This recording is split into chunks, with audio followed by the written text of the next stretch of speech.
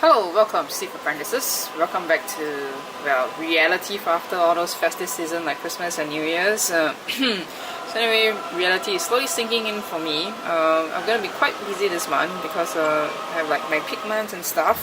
So I better finish this video before I'm too drained to do anything else. So anyway, in the previous episode I introduced to you Darth Vader. So today will be the evil who appeared during the Star Wars Episode 1, The Phantom Menace, when he was still Anakin Skywalker, aka when he was still a good small boy. So this is actually the joint lightsaber wielder Darth Maul 59fifty head. Ta-da! Anyway, it seems like people have been searching for this cap for a while, though this is slightly different from the first version I think, or the other version that I actually seen. I'm slowly starting to take a liking to this version. So just in case you people who have not watched a single Star Wars movie before, this is actually Darth Maul, the Sith apprentice of Darth Sidious, aka the bad guy and also known as Palpatine. So because he was trained as a Sith Lord, or rather trained to be a Sith Lord, he believed he was destined to rule, you know, the world along with Darth Sidious and also to end the Jedi for good. So in disclaimer, but this is, anyway, just gonna put a disclaimer here that this is based off Star Wars movie and not anything else. So in the first, well, in Star Wars Episode 1, he eventually fights both Qui-Gon Jinn and Obi-Wan Kenobi, who is going to be Anakin Skywalker's Jedi teachers. So during the, when did they fight? Fight in the Battle of Naboo. So Darth Maul eventually injures Qui-Gon Jinn fatally.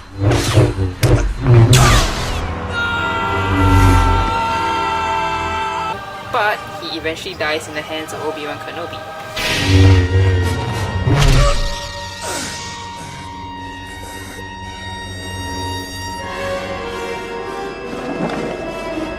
Alright, so yeah. That guy, eventually he dies in the first episode anyway. So let's move on to the details. As you can see, when I first got this hat, you can see the menacing eyes here. That's what's the main point of the hat. I guess that's why in Star Wars Episode 1 it was called the Phantom Menace. I mean, if you look at the details here of the eye, can you see the eye? Alright, you can see that the eyes have three different colors on it. One lighter red, one darker red, then a bright red, and then the yellow. Oh, sorry. Not sure if you can see. Yep, one darker red, lighter red, and then the yellow here, which makes it kind of menacing no matter how many times I look at it. And then for this whole hat, if you look at a picture of Darth Maul here, yep, you can see that, you know, it follows like the lines of his face, the markings along the eyes, and even also the horns actually. And if you realize, the horns are actually present throughout the entire hat. So like the first one here, you have 3. On the face of the cap, you have 3 here. On the sides, there are 2. Mimicking the front, there are 3 at the back also. And then side again 2. So basically, actually his whole face is actually filled with horns actually. Such a horny person. Yep. And this, well, oh wait, yes, I forgot to mention this part. Actually, I like this part about the cap the most, like this slight small detail here. As you can see, right, on the bill of the cap, there's this maroon color that mimics the color of his face. If you actually notice, can you see it? I'm pretty sure you can, right? I think it matches the color and stuff. And just to let you know that this cap is heavily made out of pleather. Like, okay, minus the shiny parts. The shiny parts are not made out of pleather, but the lines here, the one that's inside the embroidery here, this is actually pleather. Pleather, and through the entire cap. The horns are definitely made out of like threading and stuff, because you can feel like it's like a cloth material here. And there are loads of like embroidery here to outline most of the things here. Like here, this is actually embroidery. The lines and everything here, mostly embroidery. And okay, since like this is one of the first few versions of the hat, there is no artwork on the brim, on the bill. Pleather here, very nice texture to touch. And inside is quite similar to Darth Vader's artwork inside. Let me show you.